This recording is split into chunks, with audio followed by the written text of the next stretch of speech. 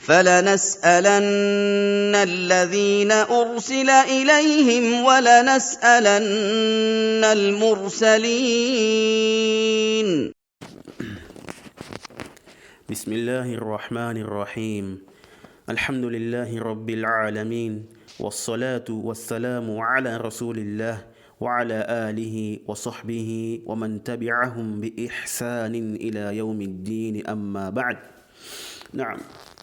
Nous sommes toujours avec l'explication de notre poème Al-Bayqouniya au niveau du Hasanun.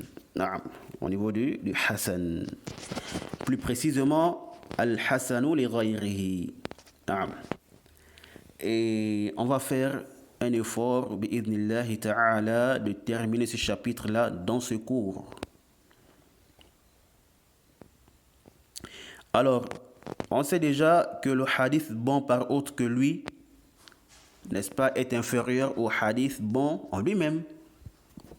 Et que le jugement du hadith bon en lui-même, c'est qu'on s'argumente de lui, comme le hadith authentique. Et, comme on a dit, il y en a qui ont mentionné un consensus sur ça.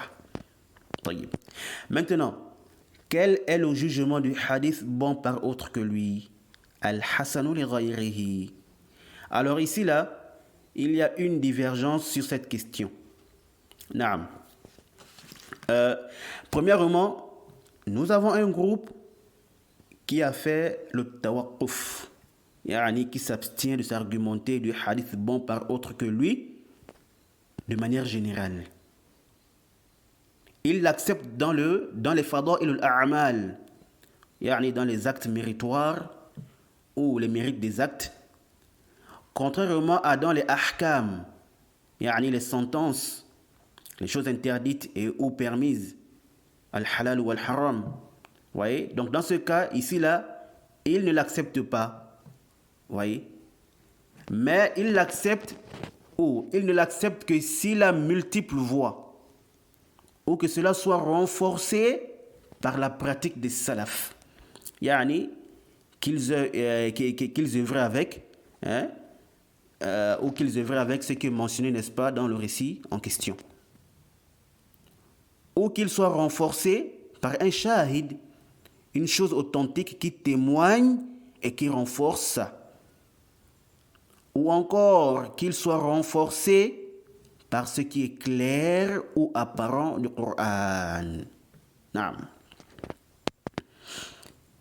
Ceci est l'avis de Abul Hassan ibn al-Qattan al-Fasi. Naam. Et Ibn Hajar, lorsqu'il a mentionné ça dans An-Nukat, istahsanahu wa qawwahu, il a trouvé cet avis bon et fort. Et il a même dit, il a dit qu'il ne pense pas qu'une personne juste et loyale peut refuser cet avis-là. Voyez-vous, il dit quoi? Qu'il ne pense pas qu'une personne juste et loyale peut refuser cet avis-là. Voyez-vous. Donc ici, là, Ibn Hajar a approuvé cet avis. Naam. Donc ici, là, ce groupe-là, ils ont fait la différence entre les mérites des actes, les fada'il al-a'mal, tels que les mérites de la lecture du Coran, par exemple, ou encore les mérites du mois du Ramadan et autres. Naam. Donc dans ce cas-là, ils acceptent ce genre de récit. Le récit qui est faible à la base, qui a une légère faiblesse. Et non un récit, par exemple, munkar ou shadh, là, réprouvé ou marginal. Non. Donc un récit qui peut être renforcé, donc de ce genre de hadith, là, ils vont, n'est-ce pas, ici, là, ils vont travailler avec dans les mérites des actes. Comme il a une légère faiblesse, et il est apte à être quoi? À être renforcé. Donc, tant qu'on ne trouve rien qui le renforce, alors eux, ils travaillent avec ça dans les fada'il al-a'mal. Maintenant, si on trouve ce qui renforce, ou ce qui vient le renforcer, n'est-ce pas? Comme le fait qu'il ait plusieurs autres voies et autres, en ce moment-là, ils vont maintenant faire quoi? Ils vont maintenant travailler avec dans les mérites des actes et aussi dans les ahkam, le halal et le haram, en s'argumentant de ça, pour dire que telle chose est permise ou interdite ou préférable. Wadih. C'est clair? Non. Donc ça, c'était un premier groupe. Deuxièmement, on a un autre groupe qui ressemble au premier, sauf que eux, ils travaillent avec ce genre de hadith dans tous les cas. Dans les fada'il al-a'mal, dans le halal et le haram. Yani, ils acceptent ce genre de hadith de manière générale. Oui. Et certains parmi eux s'abstiennent, ou on va dire, n'appellent pas ce genre de hadith Hassan. Non. Ils peuvent même l'appeler hadith da'if. Ils peuvent même dire quoi? Ils peuvent dire qu'il est faible. Mais ensuite, dans la pratique, ils s'argumentent de ce hadith. Cela à cause du fait que la faiblesse soit, n'est-ce pas, légère. Et qu'ils aient trouvé des choses qui le renforcent. Comme on vient de voir. Oui. Donc, ils disent qu'il est faible. Pourquoi? Partant de la base. Parce que la base, il est quoi? Il est faible. Wadih. Donc, à la base, il est faible. Hein? Même si la faiblesse est légère. Mais il est quand même faible. Voyez-vous. Maintenant, s'ils ont trouvé des choses qui renforcent le hadith, d'autres voies ou des shawahid, alors ils vont travailler avec le hadith. Et ça, c'est le cas de l'imam Ahmad, rahimahullah ta'ala. Comme a dit le cheikh l'islam, Ibn Taymiyyah, rahimahullah, que c'est ce genre de hadith faible que s'argumente l'imam Ahmad. Voyez-vous, il a dit quoi? Que c'est de ce genre de hadith faible-là que s'argumente l'imam Ahmad. Et que c'est ça le sens de sa parole lorsqu'il dit « Al-amalu bid-da'ifi awla min al-qiyas ». Lorsqu'il dit que travailler avec un hadith faible est meilleur que travailler avec l'analogie, le qiyas. Hein? Travailler avec un hadith faible est meilleur que travailler avec l'analogie. Ou lorsqu'il dit « Wala da'iful hadith ahabbu ilayya min ra'yi rijal » que le hadith faible est plus aimable pour moi que l'opinion des hommes. Naam. Et autres gens des propos de l'imam Ahmad. Yani allant dans le même sens. Donc, même s'il ne l'appelle pas Hassan, et qu'il l'appelle parfois faible, mais il s'argumente de ça. À cause de ce que nous avons mentionné. Voyez-vous. Et c'est aussi ce genre de hadith que l'imam al-Tirmidhi appelle Hassan. Et comme on verra tout à l'heure, At-Tirmidhi est le premier à spécifier une catégorie propre au Hassan. Mais sinon, comme vous voyez, on retrouvait cette pratique chez les anciens. Voyez-vous. Et comme on a dit, même si certains ne l'appelaient pas Hassan. C'est clair.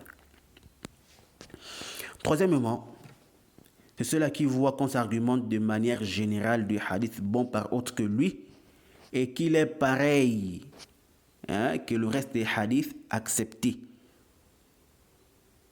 Hassan et Sahih.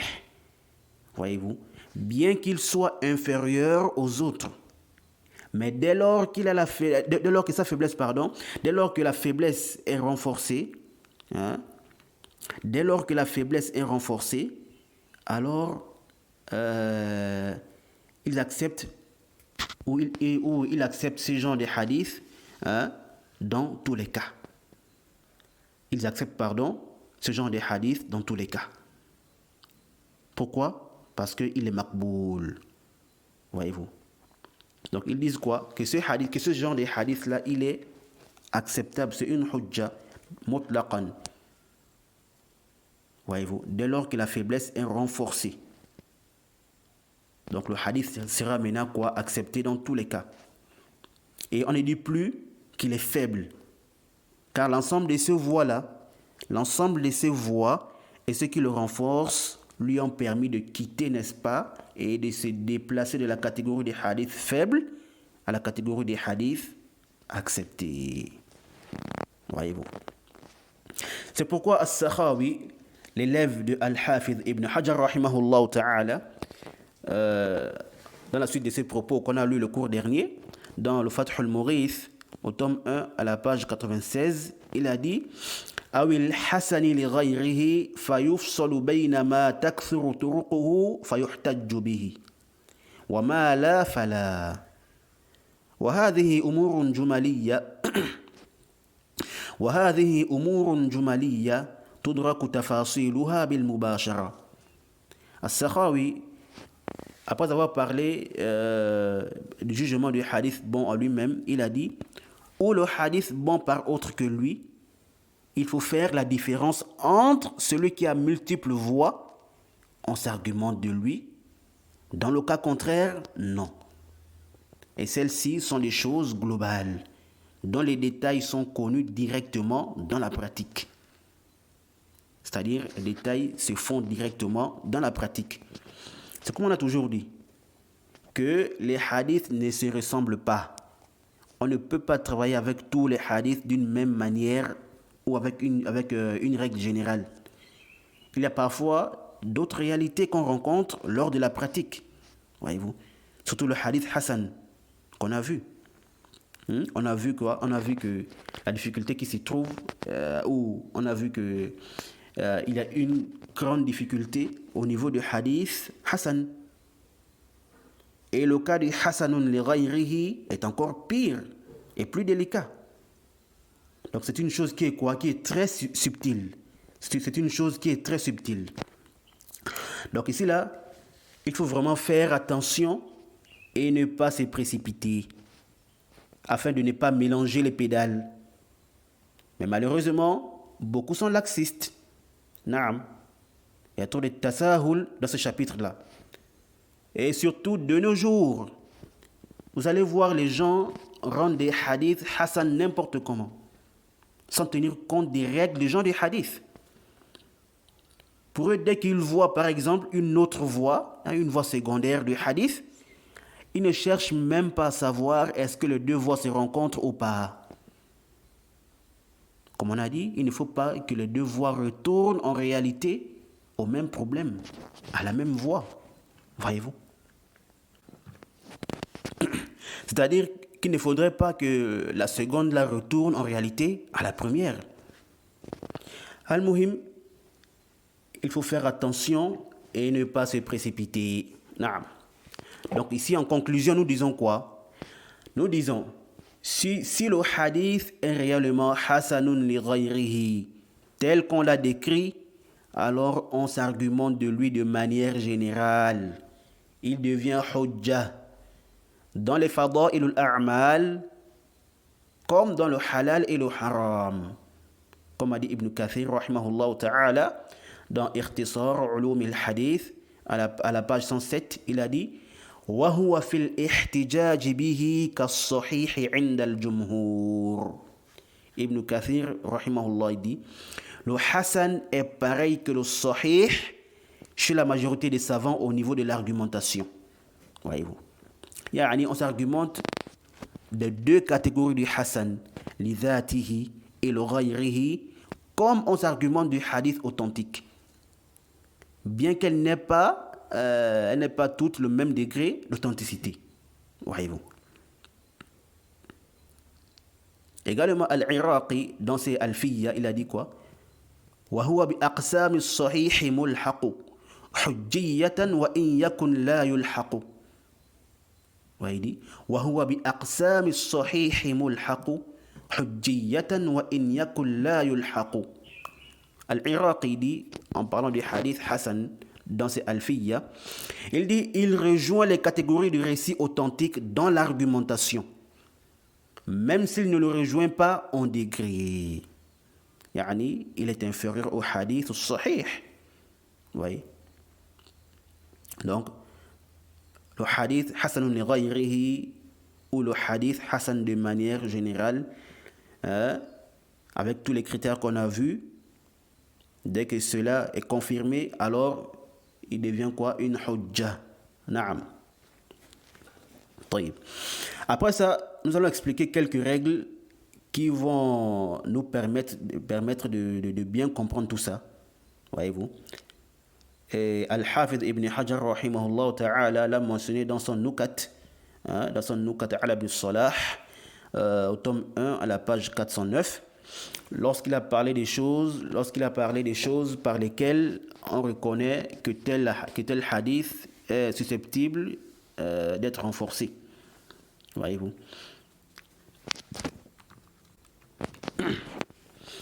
Alors, comme il a dit Al-Hafidh ibn Hajar, que tout ça revient au qaboul et au radd. Ouais, tout ça, ça tourne autour de quoi? Autour du fait que le hadith soit accepté ou rejeté.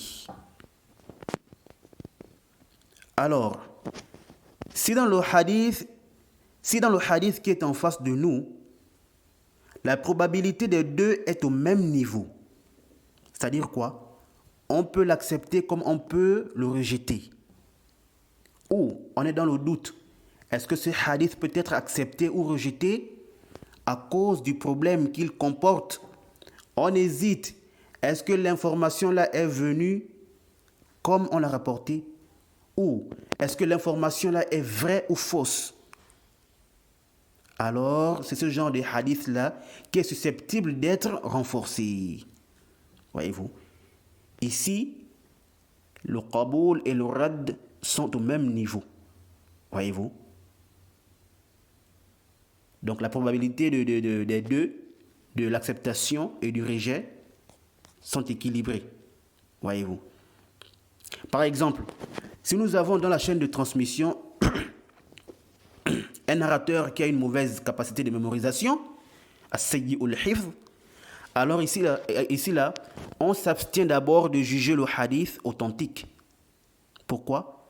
Parce qu'on s'est dit qu'il n'a pas maîtrisé le hadith. Voyez-vous? On s'est dit que non, comme il a un problème de mémorisation, la'alla, il n'a pas mémorisé le hadith là. Voyez-vous?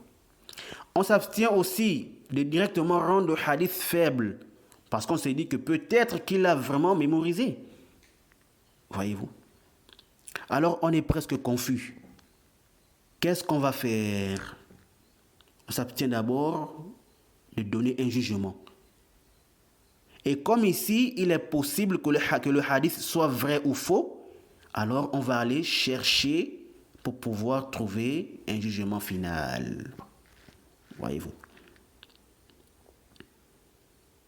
Donc ça, c'est le hadith qu'on peut renforcer. Celui dont le rejet et l'acceptation sont au même niveau ou au même degré de probabilité. Wadih.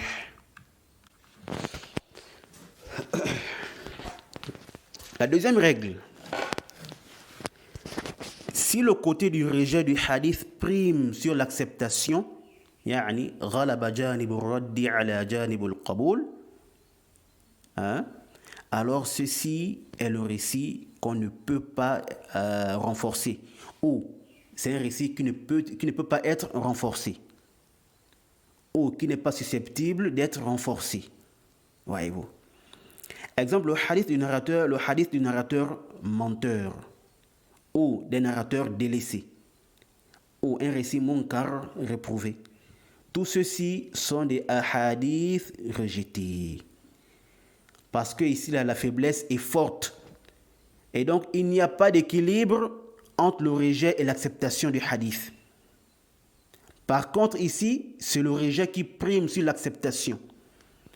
Donc, ce genre de hadith-là, même s'il a plusieurs autres chaînes de transmission, cela ne sert à rien. Car ils ne peuvent pas le renforcer pour devenir bon par autre que lui. Non.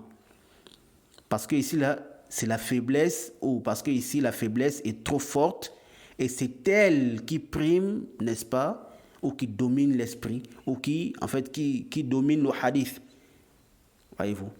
Dès qu'on voit le hadith d'un menteur, automatiquement, khalas, on dit que c'est faible. Donc ici, le rejet prime sur l'acceptation du hadith. Wadih. Troisièmement, le contraire de la deuxième.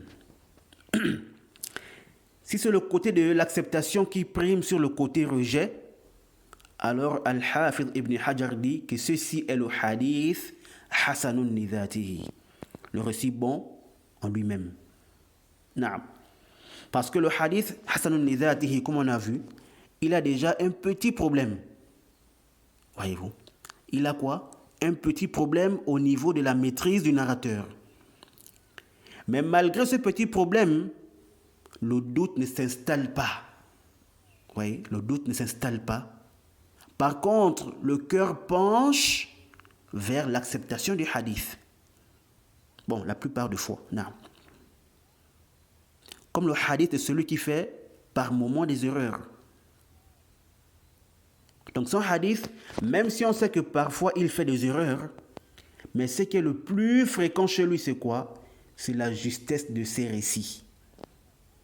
Alors lui là, malgré ce petit problème-là, le fait qu'il se trompe souvent, malgré ça, c'est son côté positif qui domine. Donc, quand on le retrouve dans un hadith, c'est le côté acceptation qui domine, qui prime sur le fait, n'est-ce pas, de rejeter son hadith. Voyez-vous. J'espère que c'est clair. C'était une faïda, un profit que j'ai voulu partager avec vous.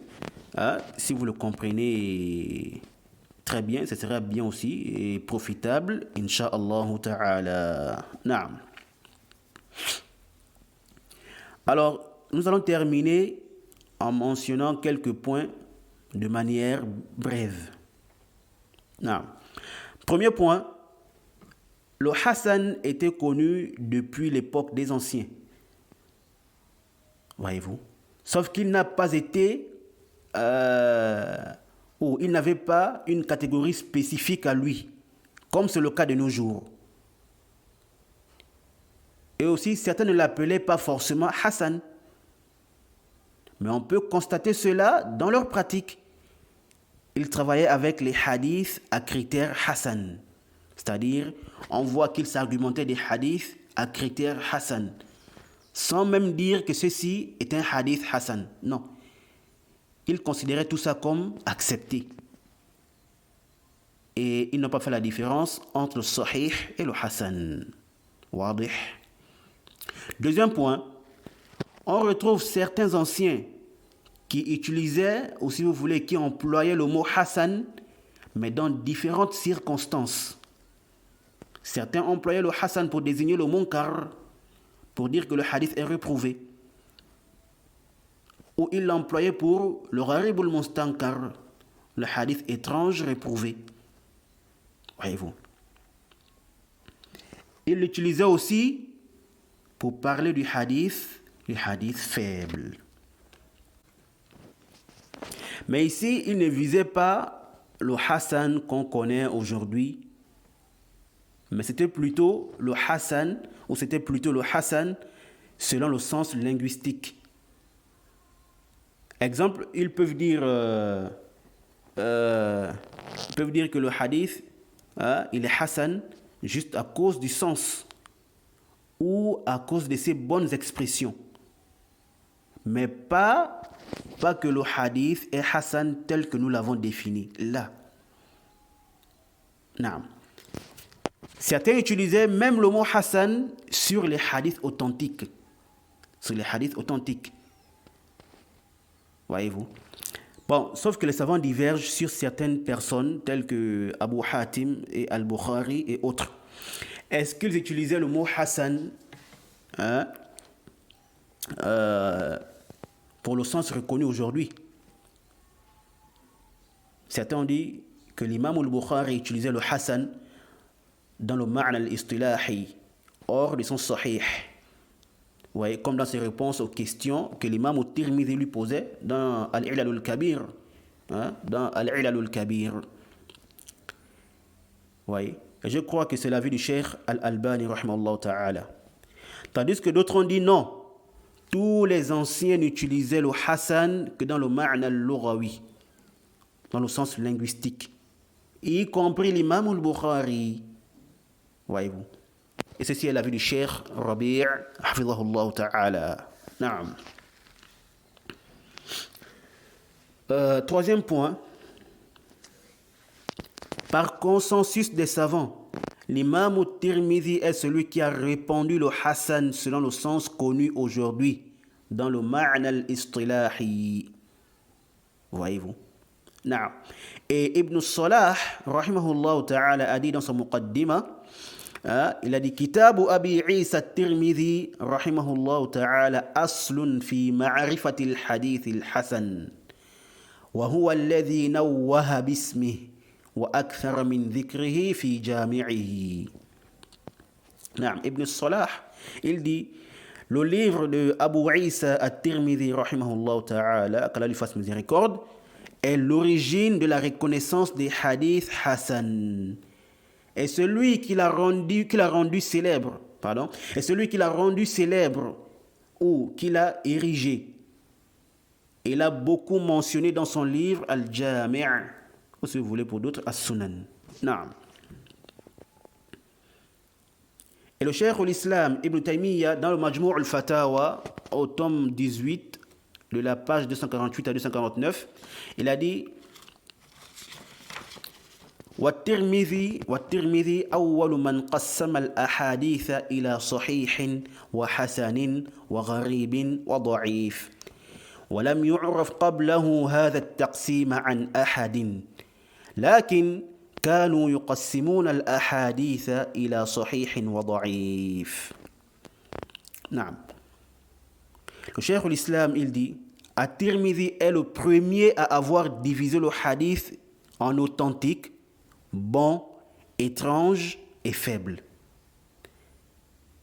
Cette répartition du hadith n'était connue d'aucune personne avant lui, sauf qu'il divisait le hadith en authentique et faible. Voyez-vous. Donc avant At-Tirmidhi, avant l'imam At-Tirmidhi, le hadith était seulement divisé en deux, Sahih et Da'if.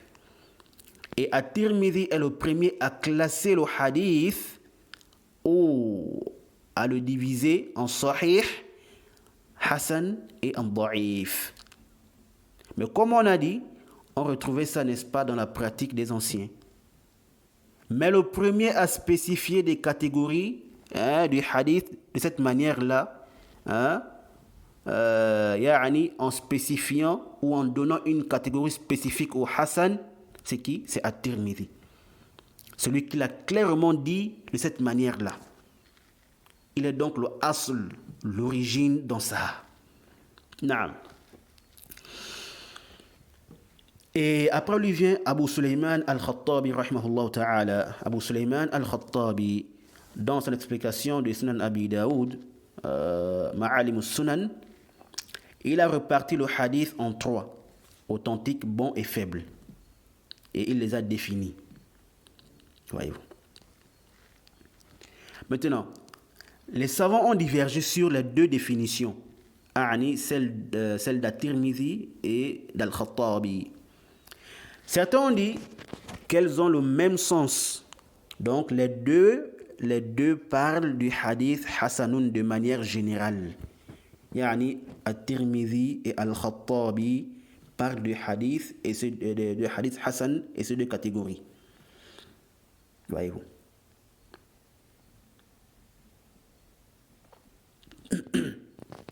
Tandis que d'autres ont dit quoi? Que At-Tirmidhi visait une catégorie spéciale de Hasan, qui est le Hasanun li ghayrihi.